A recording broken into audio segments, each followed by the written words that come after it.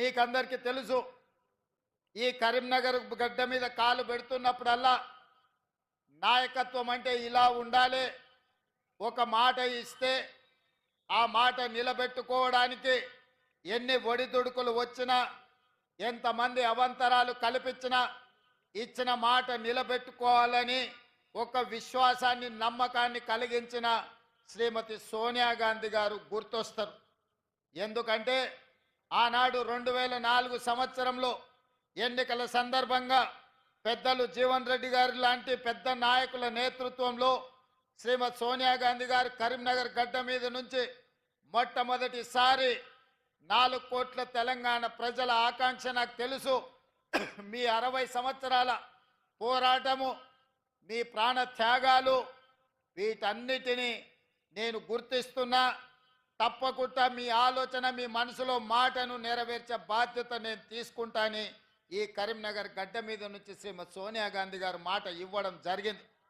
ఆనాటి నుంచి 2014 వరకు సుదీర్ఘమైన 10 సంవత్సరాలు ఈ తెలంగాణ ఉద్యమంలో ఎన్ని అవాంతరాలు వచ్చినా, ఎంతమంది అభ్యంతరం పెట్టినా 2000 సంవత్సరంలో తెలంగాణ రాష్ట్రం ఏర్పడాలి అని మొట్టమొదట తెలంగాణ కాంగ్రెస్ పార్టీ శాసనసభ్యుల తరఫున వేదిక మీద ఉన్న పెద్దలు డాక్టర్ జి చిన్నారెడ్డి గారు మొట్టమొదట సోనియా గాంధీ గారికి నివేదిక ఇచ్చి ఆనాడు 42 మంది కాంగ్రెస్ శాసనసభ్యులతో ఒక వినతి పత్రాన్ని బేగంపేట ఎయిర్పోర్ట్లో వారికి ఇచ్చి మొట్టమొదటిసారి వారి మదిలో తెలంగాణ రాష్ట్రం యొక్క ప్రత్యేకతను వారు నమోదు చేయడం జరిగింది.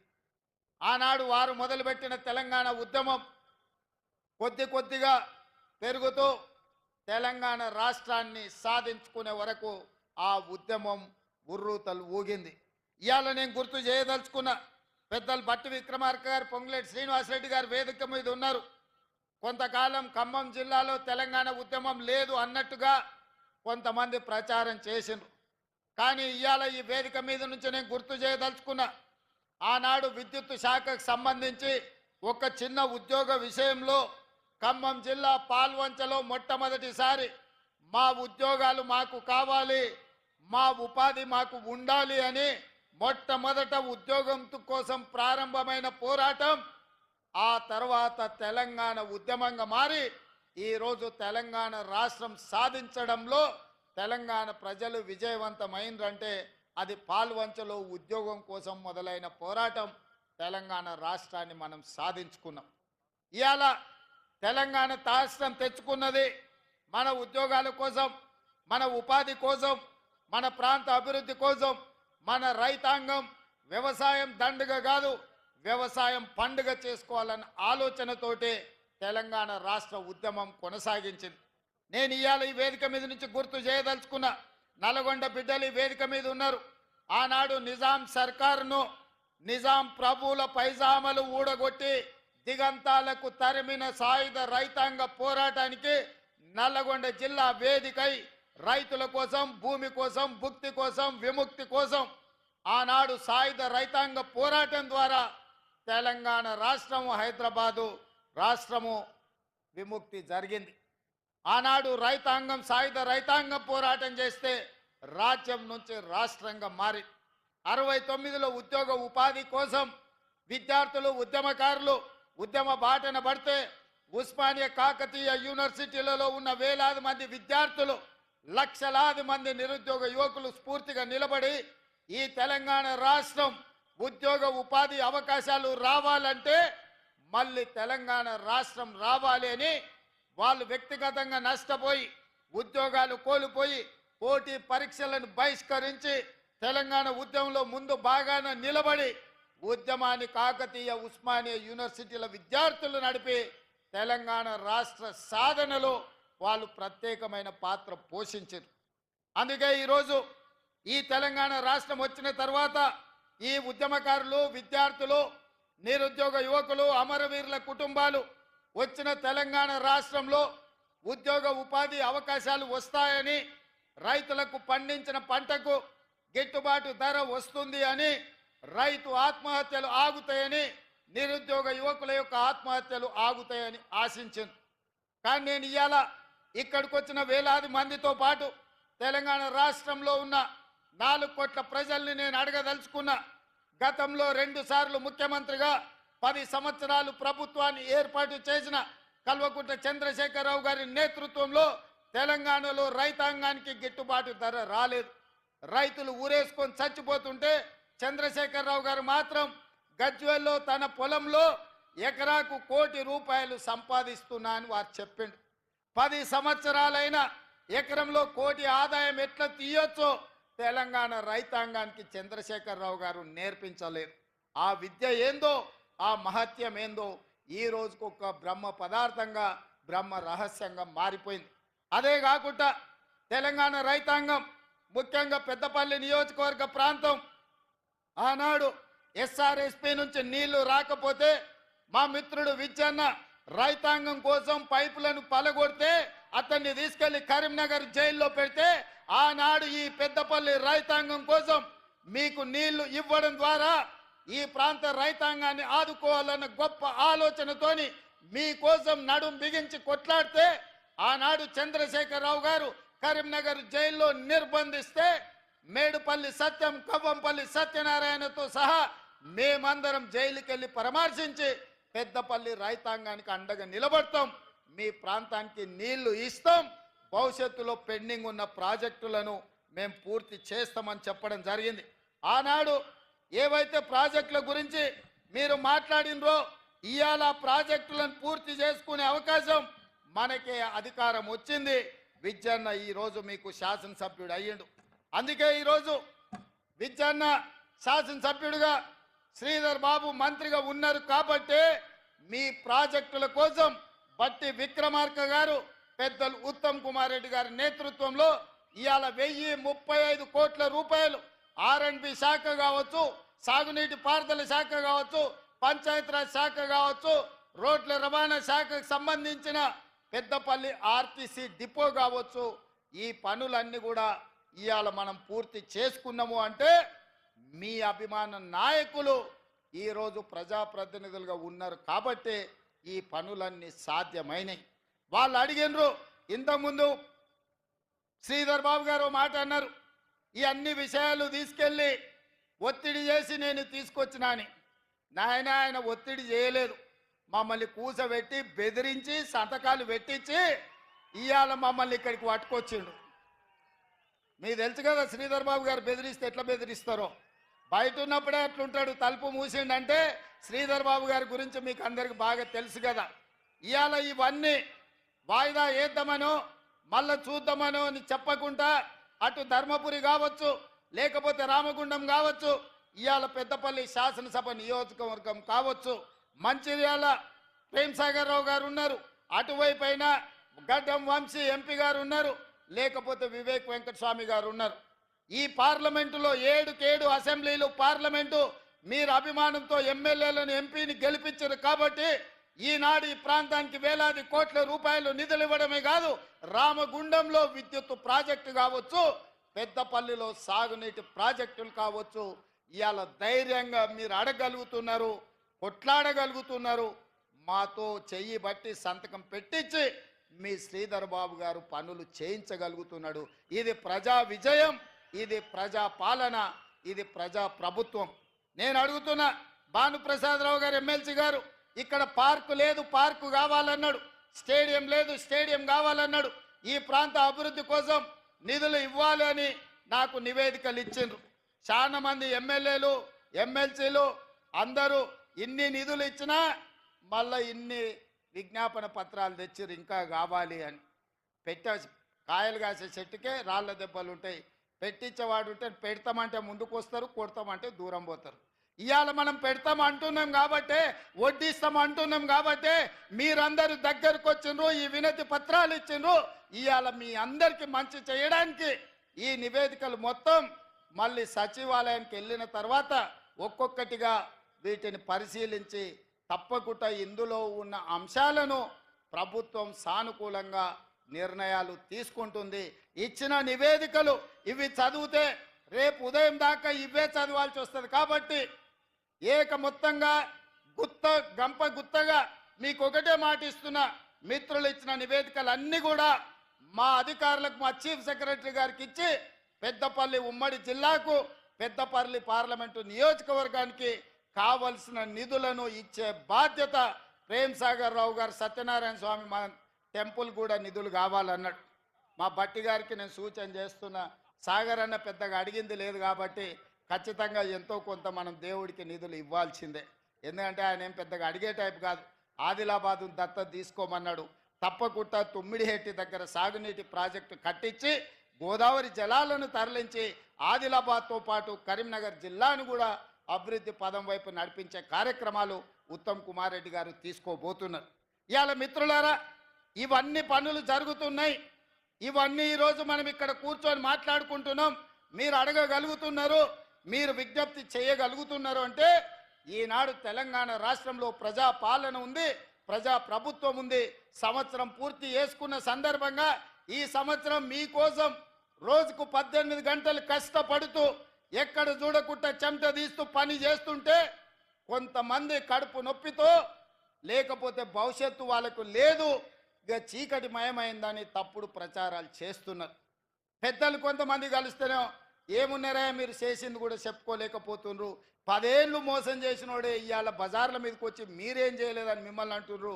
10 ఏళ్ళ పాలనను 10 నెలల పాలనను పోల్చి చూసుకోండి అని మీ ప్రజలకు చెప్పాలి కదా. మీ కార్యకర్తలు కూడా ఎక్కడికక్కడ విశ్రాంతి తీసుకుంటున్నారు, చెట్టు కింద మంచిగా దుప్పటి కప్పుకొని నిద్రపోతున్నారు. ఏందని పెద్ద మనుషులు అడుగుతారు.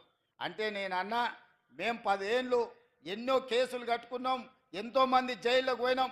ఈ జెండా మోసి భుజాలు కాయలు కాసి ప్రాణాలు కోల్పోయిన మా కార్యకర్తలు ఇవాళ సేద తీరుతున్నారు, వ్యవసాయం మీద దృష్టి పెట్టినరు, ఉద్యోగ ఉపాధి అవకాశాల కోసం ప్రయత్నం చేస్తున్నారు. అంతే తప్ప శత్రువు ఏం చేస్తున్నాడో చూడక కాదు, చూస్తాం ఖచ్చితంగా. 10 నెలల పాలన మీద వాళ్ళు చేసిన విష ప్రచారం డిసెంబర్ 1 నుంచి డిసెంబర్ 9 వరకు 10 రోజులు వాళ్ళు చేస్తున్న విష ప్రచారాన్ని తిప్పి కొట్టి చరిత్రను తిరగ రాస్తామని చెప్పడం జరిగింది. దానికి ఉప ముఖ్యమంత్రి వర్యులు బట్టి విక్రమార్క గారు ఈరోజు బాధ్యత తీసుకొని ముందుకు నడిపిస్తున్నారు. మిత్రులారా, ఈ వేదిక మీద నుంచి తెలంగాణ 4 కోట్ల ప్రజలు నేను అడగదలుచుకున్నా. ఆనాడు 1200 మంది విద్యార్థులు ఆత్మ బలిదానాలు చేసుకున్నది తెలంగాణ రాష్ట్రంలో. నెలల కొద్దీ నిరసన తెలుపుతూ రాస్తారోకలు చేస్తూ వంట వార్పు చేస్తూ పిల్లలు ప్రాణాలు ఇచ్చి తెలంగాణ రాష్ట్రం తెచ్చుకున్నది ఎందుకు అని నేను అడుగుతున్నా. ఇవాళ 10 సంవత్సరాలు నిజంగానే రైతులకు వాళ్ళు బోనస్ ఇచ్చుంటే, వరి వేసుకున్న రైతులకు గిట్టుబాటు ధర ఇచ్చినుంటే ఈరోజు తెలంగాణ రాష్ట్రం సస్యశ్యామలమయ్యి ఉండేది. చంద్రశేఖరరావు గారు ఏమన్నారు ఆనాడు, ఎందుకు ఈ వరి విషయం ఈ పెద్దపల్లి మీదనే ప్రస్తావిస్తున్నంటే 33 జిల్లాలల్లో అత్యధికంగా ఒడ్లు పండించే జిల్లా ఈ పెద్దపల్లి జిల్లా. 2 లక్షల ఎకరాలలో సన్న ఒడ్లు పండించి రికార్డు సాధించింది. 95% ఈడ రైతుల ఖాతాలో డబ్బులు పడ్డాయి. సన్న ఒడ్లు పండించిండ్రు, వాళ్ళకు 500 రూపాయల బోనస్ వచ్చింది. ఇవాళ గిట్టుబాటు ధరతో పాటు బోనస్ కూడా తెలంగాణ రాష్ట్రంలో తెచ్చుకుంటున్నాం. ఇదే కాదు, తెలంగాణ ఉద్యమమే ఉద్యోగ ఉపాధి అవకాశాలు. 10 ఏళ్ళు వాళ్ళు ఇవ్వలేదు. ఇవాళ 10 సంవత్సరాల తర్వాత మనం అధికారంలోకి వచ్చిన ఎంబడే మొత్తంగా ఒక్క సంవత్సరంలో 55,143 ప్రభుత్వ ఉద్యోగాలను నిరుద్యోగ యువకులకు అందించడం ద్వారా దేశంలోనే రికార్డు నెలకొల్పిన రాష్ట్రం తెలంగాణ రాష్ట్రం.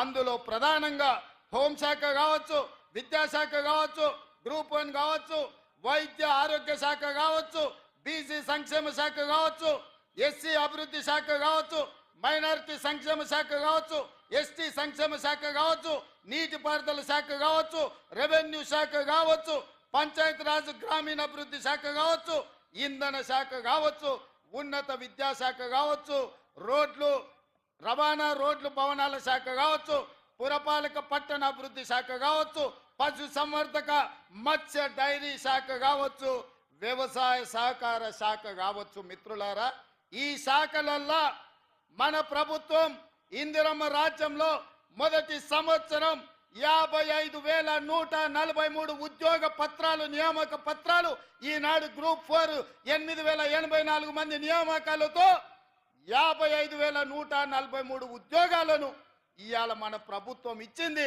పెద్ద ఎత్తున చప్పట్లు కొట్టండి.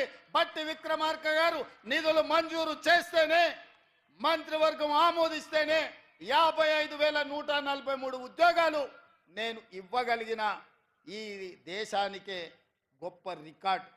ఈ దేశంలో నేను సూటిగా కిషన్ రెడ్డి గారిని సవాలు విసురుతున్నా, లేకపోతే బండి సంజయ్ గారు మీ పక్కనే ఉంటారు. బండి సంజయ్ గారు, కిషన్ రెడ్డి గారు, నేను సవాలు విసురుతున్నా. నరేంద్ర మోడీ గారు 14 సంవత్సరాలు గుజరాత్ ముఖ్యమంత్రిగా ఉన్నాడు. 11 సంవత్సరాల నుంచి వారు ప్రధానమంత్రిగా ఉన్నారు. 25 సంవత్సరాలల్లా గుజరాత్ రాష్ట్రంలో ఏ ఒక్క సంవత్సరమైనా మేము ఈ మొదటి సంవత్సరంలో ఇచ్చిన 55,000 ఉద్యోగాలు ఇచ్చిండ్రా? నేను సవాలు విసురుతున్న, చర్చకు సిద్ధమా? మేము వస్తాం గుజరాత్. మా నిరుద్యోగ యువకుల్ని తీసుకొని మీ ప్రభుత్వంతో అధికారిక కార్యక్రమం పెట్టండి. లేదా మీ నాయకుడు నరేంద్ర మోడీని తెలంగాణకు ఆహ్వానిస్తున్నాం, ప్రత్యేక విమానం ఏర్పాటు చేస్తాం, వారి రమ్మనుండ్రి, సచివాలయంలో చర్చ పెడతాం. ఈ వివరాలన్నిటినీ నరేంద్ర మోడీ ప్రధానమంత్రికి ఇస్తాం.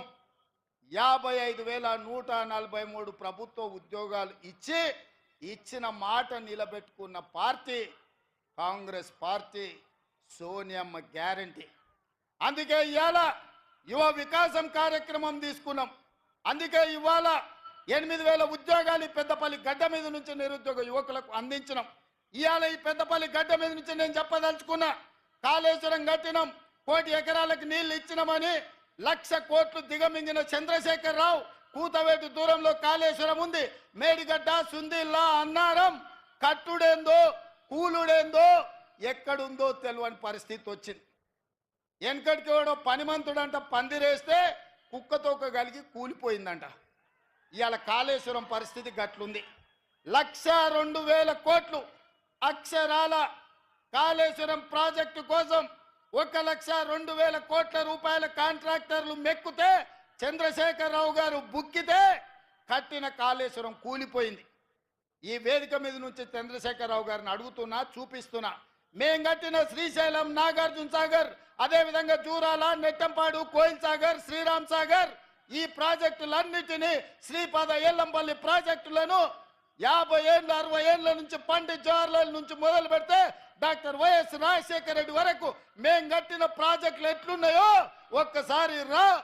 నువ్వు కట్టిన కాళేశ్వరం ఎట్లుందో, కుప్ప ఎట్లా కూలిపోయిందో ఇవాళ లెక్కలు తీతా మా చంద్రశేఖరరావు గారు అని నేను అడుగుతున్నా. ఆయన ఇంట్లో వండుకున్నాడు, ఇద్దరిని ఊరి మీదకి వదిలేడు. ఊర్లలో అప్పుడప్పుడు బయలుదేయడానికి మైసమ్మకు మనం ఇడిచిపెడుతుంటాం, తెలుసు కదా. గ్రామాలలో మనం మైసమ్మకి ఇడిచిపెడుతుంటాం పోతులను. అవి ఊరి మీద పడతాయి, మేస్తాయి, ఎక్కడ పడితే అక్కడ తిరుగుతాయి. అచ్చం అట్లనే మాట్లాడుతున్నారు ఇద్దరు, అచ్చోసిన ఆంబోతుల్లాగా. ఏం మాట్లాడుతున్నారో వాళ్ళకి తెలుస్తలే. 10 ఏళ్ళు వాళ్ళు చేసింది ఏంది, 10 నెలల మనం చేసింది ఏందో చర్చ చేద్దామంటే రాళ్ళు ఇసురుతారు, పోయి చెట్లలో దాచుకుంటారు. రావాయి అని అంటే చూసినావా నన్ను గిల్లుతున్నాడు గిచ్చుతున్నాడు అని అంటారు ఇద్దరికిద్దరు. అందుకే ఇవాళ 10 నెలల్లో మనం సాధించిన విజయాలు సంవత్సరం పూర్తి చేసుకుంటున్న సందర్భంలో మనం ఇవాళ చర్చించుకుంటాం. ప్రధానంగా రైతులకు కనీస మద్దతు ధర ఇవ్వడమే కాదు, ఇవాళ ఈ పంట 66 లక్షల ఎకరాలల్లా 1,53,00,000 మెట్రిక్ టన్నుల వడ్లు పండించి ఉమ్మడి 23 జిల్లాలలో, ఉమ్మడి ఆంధ్రప్రదేశ్లో కూడా ఇంత వడ్లు ఎప్పుడు పండలేదు. ఇది చరిత్ర, ఇది ఒక గొప్ప రికార్డు. కాళేశ్వరం నుంచి చుక్క నీళ్లు లేకపోయినా వ్యవసాయ శాఖ మంత్రిగా, సివిల్ సప్లైస్ మినిస్టర్గా ఉత్తమ్ కుమార్ రెడ్డి గారు ఇవాళ ఈ రికార్డును సాధించారు. నేను అడుగుతున్న కేసీఆర్ను, కాళేశ్వరం లేకపోయినా శ్రీపాద ఎల్లంపల్లి, శ్రీరామ్ సాగరు, జూరాలను, లేకపోతే మంజిరాను, సింగూరు ప్రాజెక్టుల కింద ఇవాళ ఈ ప్రాజెక్టులు మేము కడితే 1,53,00,000 మెట్రిక్ టన్నుల వడ్లు పండించినాం. కనీస మద్దతు ధర ఇచ్చి కొనుడు కాదు, 500 రూపాయల బోనస్ ఇచ్చినాం. ఈ పెద్దపల్లి రైతాంగాన్ని నేను అడుగుతున్నా, మీ ఖాతాల్లో నిధులు పడలేదా? ఆనాడు ఐకేపీ సెంటర్లు తెరవమంటే చంద్రశేఖరరావు గారు ఇది ప్రభుత్వం వ్యాపారం చేయదు, ప్రభుత్వం వ్యాపార సంస్థ కాదు. ఇప్పటి నుంచి మేము కొనం, ఊరేసుకుంటే మీరు ఊరేసుకున్నట్టే, మీకు మాకు సంబంధం లేదని తెగబడి తెగించి ఆనాడు చంద్రశేఖరరావు చెప్తే ఇవాళ నేను చెప్పిన ఇందిరమ్మ రాజ్యం చెప్పింది మీరు ఒట్లు పండించండి, సన్నాలు పండించండి, కనీస మద్దతు ధరతో పాటు 500 రూపాయల బోనస్ ఇస్తాం, పండించండి అన్నాం. 5 రోజుల్లో మీ ఖాతాల మద్దతు ధరతో పాటు బోనస్ మీ ఖాతాలలో పడతలేదా? రైతాంగమా, మీరు ఆలోచన చెయ్యండి. వారు ఎగ్గొట్టిన రైతు బంధు ముఖ్యమంత్రి అయిన ఎంబడే 7,625 కోట్ల రూపాయలు మా ప్రభుత్వం వచ్చిన మొదటి విడతలోనే 7,625 కోట్లు రైతు బంధు మీ ఖాతాలు వేసింది మా ప్రభుత్వం, మన ప్రభుత్వం కాదా? ఇవాళ రైతు రుణమాఫీ 25,35,000 మంది రైతులకు 21,000 కోట్ల రూపాయలు 10 నెలల్లోనే మన ప్రభుత్వం 21,000 కోట్ల రూపాయల రైతు రుణమాఫీ 2 లక్షల వరకు చేసి చరిత్రను తిరగరాసిన చరిత్ర తెలంగాణ రాష్ట్ర ప్రభుత్వాన్ని. నేను సూటిగా సవాలు విసురుతున్నా. ఏ రాష్ట్రమైనా, ఏ ముఖ్యమంత్రి అయినా, ఈ దేశ ప్రధానమంత్రి నరేంద్ర మోడీ అయినా నేను సవాలు విసురుతున్నా. నీ గుజరాత్ రాష్ట్రంలో రైతుకు రుణమాఫీ చేసినవా? ఒకవేళ చేస్తే ఎంతో చేసినావు లెక్కలు దిగి. మొదటి సంవత్సరంలో 25,35,000 రైతులకు 21,000 కోట్ల రూపాయలు రైతు రుణమాఫీ చేసి ఈ దేశ చరిత్రనే తిరగరాసిన చరిత్ర తెలంగాణ రాష్ట్ర ప్రభుత్వాన్ని. నేను సవాలు విసురుతున్నా, ఎవరు చర్చకు వస్తారో రాండి. అదేవిధంగా ఆడబిడ్డలు, మా కొండా సురేఖ, మా సీతక్క లేరు, మహిళలు, డ్వాక్రా సంఘాలు, స్వయం సహాయక బృందాలు, వాళ్ళని 10 సంవత్సరాలు రాసి రంపాన పెట్టారు. వాళ్ళని కనీసం మర్యాద కూడా ఇయ్యలే, వాళ్ళు ఎట్లున్నారో చూడలే. ఆడబిడ్డల అవమానంతో కుంగిపోతుంటే సోనియమ్మ నాయకత్వంలో మన ప్రభుత్వం వచ్చిన తర్వాత స్వయం సహాయక సంఘాలను అన్నిటిని కూడా పునరుద్ధరించినాం. నేను నడుచుకుంటూ పోతే వేలాది మంది మా అక్కలు, మా ఆడబిడ్డలు వెనకాల ఉండి చప్పట్లు కొడుతుంటే వాళ్ళ కళ్ళల్లో ఆనందం చూస్తుంటే నాకు కడుపు నిండిపోయింది. రాత్రికి భోజనం చేయాల్సిన అవసరం కూడా లేనంత సంతోషం కలిగింది. ఎందుకంటే ఆడబిడ్డల కళ్ళల్లో ఆ సంతోషం చాలా సంవత్సరాల తర్వాత నా కళ్ళకు కనిపించింది. ఎందుకంటే ఇవాళ 67 లక్షల మంది స్వయం సహాయక సంఘాలు ఉన్నాయి. 0 వడ్డీ ఇవ్వడమే కాదు, వాళ్ళని 1 కోటి మంది సభ్యులుగా మార్చి 1 కోటి మంది ఆడబిడ్డల్ని కోటీశ్వరులను చెయ్యాలని కంకణం కట్టుకున్నాం. తప్పకుండా 10 సంవత్సరాలలో ప్రతి ఆడబిడ్డను కోటీశ్వరాలను చేసి తీర్చే బాధ్యత మాది. ఆనాడు ఆడబిడ్డలను లక్షాధికారులను చేస్తామని చెప్పిండు వైఎస్ రాజశేఖర రెడ్డి గారు. ఆడబిడ్డలని లక్షాధికారులను ఆనాడు చేసినాం. ఈనాడు పెద్దపల్లి గడ్డ మీద నుంచి మేము మాటిస్తున్నాం, మా మంత్రివర్గం అంతా ఆడబిడ్డల్ని 1 కోటి మందిని కోటీశ్వరులను చేసే వరకు విశ్రమించేదే లేదు. ఐకేపీ కేంద్రాలే కాదు, సోలార్ పవర్ ఉత్పత్తి నుంచి ఆర్టీసీలో బస్సులు కిరాయి పెట్టే వరకు ప్రతి వ్యాపారంలో మహిళా సంఘాలను రాణించే విధంగా వాళ్లకు రుణాలు ఇప్పించి వాళ్ళను వ్యాపారస్తులను చేసి వాళ్ళను కోటీశ్వరులుగా మార్చే బాధ్యత కాంగ్రెస్ తీసుకుంటుంది. అందుకే పొంగులేటి శ్రీనివాసరెడ్డి గారి నేతృత్వంలో వరంగల్లో ఆడబిడ్డల కోసం కార్యక్రమం తీసుకొని 1,00,000 మంది ఆడబిడ్డల సమక్షంలో వరంగల్ ఆర్ట్స్ కాలేజ్ మైదానంలో ఆడబిడ్డలకు ఏం చెయ్యాలనుకుంటున్నామో, ఏం చేసినామో చెప్పినాం. మళ్ళొక్కసారి తెలంగాణ రాష్ట్ర ఆడబిడ్డలకు నేను గుర్తు చేయదలుచుకున్నా, 1 కోటి మంది ఆడబిడ్డల్ని కోటీశ్వరులను చేసే బాధ్యత మీ తమ్ముడుగా, మీ అన్నగా నాది, మీ బిడ్డగా నాది అని చెప్తున్నా. మీ ఆశీర్వాదం ఉంటే ఆ 1 కోటి ఓట్లు బౌలింగ్ బూత్లో డబ్బాలు పడితే మా సోదరులు ఓటు వేసినా వేయకపోయినా రెండోసారి అల్కగా ముఖ్యమంత్రి అవుతాను ఆడబిడ్డలకు నేను చెప్పదలుచుకున్నా. ఈసారి 92 లక్షల ఓట్లు వస్తేనే కాంగ్రెస్ ప్రభుత్వం వచ్చింది. వచ్చేసారి మా ఆడబిడ్డలు 1 కోటి మంది 1 కోటి ఓట్లు వేస్తే వీళ్ళు ఇచ్చేది బోనసే తప్ప అస్సలు కాదు. ఆడబిడ్డలు ఇచ్చేది అసలు అవుతుంది, మా సోదరులు వేసే ఓట్లు బోనస్ అవుతాయి. కేసీఆర్కు వజీఫ్ అవుతుంది, ఇక మళ్ళీ వెనక కూడా రాకుండా పోతాడు. ఆడబిడ్డల పట్ల ప్రణాళికలు మావి ఆ విధంగా ఉన్నాయి. అదేవిధంగా యువకులు, నిరుద్యోగ యువకులు, విద్యార్థులు, ఇవాళ విద్యార్థుల కోసం యూనివర్సిటీలను చంద్రశేఖరరావు గారు పూర్తిగా నిర్వీర్యం చేసిండు. వైస్ ఛాన్సలర్లు లేరు, ప్రొఫెసర్లు లేరు, అసిస్టెంట్ ప్రొఫెసర్లు లేరు, అసోసియేట్ ప్రొఫెసర్లు లేరు, లెక్చరర్స్ లేరు, టీచింగ్ స్టాఫ్ లేరు, నాన్ టీచింగ్ స్టాఫ్ లేరు.